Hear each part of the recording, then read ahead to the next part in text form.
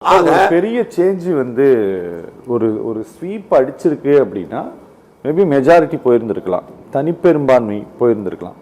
ஆனால் இது தனிப்பெரும்பான்மை போகாமல் ஒரு 108 வந்து இந்த இந்த டிவிகேவினுடைய வெற்றி முகம் வந்து 108 நிற்கிதுன்னு வச்சுக்கோங்களேன். நீங்கள் வந்து இதர கட்சிகள்லாம் இந்திய காங்கிரஸ் வந்து பார்த்தீங்கன்னா 5 இடம், பாட்டாளி மக்கள் கட்சி 5, ஐயுஎம்எல் வந்து 2, CBI 2, CPM 2, BJP 1, AMMK 1 sir. என்ன சார்? அப்புறம் டிஎம்டிகே 1. இப்போ இந்த இவர்களோடு இணைத்து ஒரு அரசை அமைப்பதற்கான வாய்ப்பு இருக்குங்களா சார்?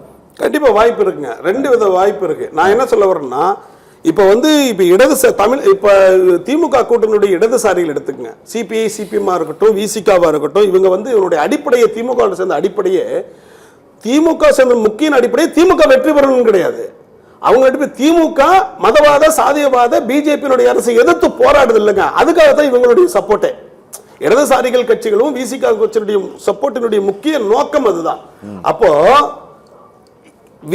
விஜய் வந்து என்ன சொல்ல வர்றாருன்னா, அரசியல் எதிரி இவரு திமுக, கொள்கை எதிரி பிஜேபி அப்படின்னு சொல்ல வர்றாரு. அப்ப 2 என்ன எதுக்குறாரு அவருடைய கான்செப்ட்ல பாத்தீங்கன்னா, நீங்க என்னங்க திமுக ஆட்சி, நீங்க என்னங்க பாசிசம் பேசிட்டு இருக்கிறீங்க, நீங்க என்ன பாசிசம், நீங்க என்ன பாசிசம் பேசிட்டு பாயாசம் மாதிரி இருக்கிறீங்கன்னு சொல்றாரு. அப்படின்னா என்ன, அவர் பாசிசத்தை ஆதரிக்கல, பாசிசத்தை எதிர்க்கிறார் அப்படிங்கிற நோக்கம் தான்.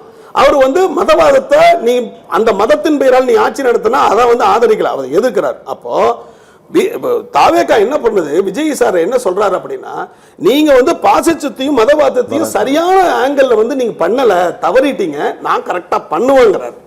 அதுதான் அங்க இருக்கக்கூடிய புரிதல். அப்ப இளைஞர்கள் என்ன சொல்ல வர்றாங்க, ஏப்பா நீங்க ஊழலே நிறைஞ்சிருக்கிறீங்க, அவர் ஊழலற்ற ஆட்சியை தருவோம்னு சொல்றாரு. நான் ஊழலற்ற ஆட்சியை தருவேன், எல்லா இப்போ ஒரு அரசு தேவைக்கான சர்டிபிகேட் வாங்கினாலோ இல்ல பர்மிஷன் வாங்கினாலோ எல்லாமே ஏஐல நான் பண்ணி கொடுப்பேன், கவலைப்படாத அப்படின்னு சொல்றாரு. அப்போ இந்த நோக்கத்தை இருக்கக்கூடிய கட்சி பிரச்சனையில் இருக்கும் போது அது பெரும்பான்மை கிடைக்கல அப்படிங்கும் போது இடதுசாரிகளும் இந்த கட்சிகளும் வந்து ஒரு அன்கண்டிஷனல் சப்போர்ட்டாவோ இல்ல இணைந்தோ சப்போர்ட் கொடுப்பதுல தவறு இல்லை. இது 2வது ஒரு சிம்பயோசிஸ் எஃபெக்ட் உங்களுக்கு கிடைக்கும் நான் நினைக்கிறேன். எப்படி அப்படின்னா, இப்ப மக்கள் மத்தியில் ஒரு மாற்றம் வேணுங்கிறாங்க. அப்ப மாற்றம் வேணும்னு அவங்க வந்து அப்படி இப்ப பெண்களுடைய ஆட்டம் எல்லாம் பாத்தீங்க, அவங்களுடைய சந்தோஷத்துல அப்படி இருக்கும்போது டக்குன்னு அவங்களுக்கு வந்து கடைசி சமயத்துல கை கொடுக்கறதுக்கு ஆள் கிடையாது, மேல சிஎம் இருக்கு ஆள் கிடையாது. இப்ப இவங்க இருந்து அவங்களுக்கு அவர் லிஃப்ட் பண்ணிட்டேன்னு வச்சுங்க, கண்டிப்பாக 2029 வரக்கூடிய நாடாளுமன்ற தேர்தலில் நல்ல எஃபெக்ட் இவங்களுக்கு கிடைக்கும். அதுதான் நான் சொல்ல வர்றேன். ஒரு விசிகாவா இருக்கட்டும், சிபிஐ சிபிஎம்க்கு நல்ல எஃபெக்ட் கிடைக்கும். ஏன்னா மக்கள் இந்த இளைஞர்கள் என்ன பண்ணுவாங்க, இளைஞர்கள் வந்து அவங்க வந்து ஒரு வெள்ளந்தனையானவர்கள், அதாவது வந்து ஒரு ஃப்ரெண்ட் ஆயிட்டோம்னா ஃப்ரெண்ட் ஆயிடுவான், அப்படிதான் இளைஞர்களுடைய சப்போர்ட். அவங்களுக்கு வந்து கருத்தியல் எல்லாம் ஒன்றும் பெருசா இல்லை. இப்ப இங்க தாவேக்காக்கு போட்டுக்கிற இளைஞர்கள் கருத்தியல் ரீதியா போட்டிருப்பான்னு நினைக்கிறீங்க, அப்படிலாம் கிடையாது.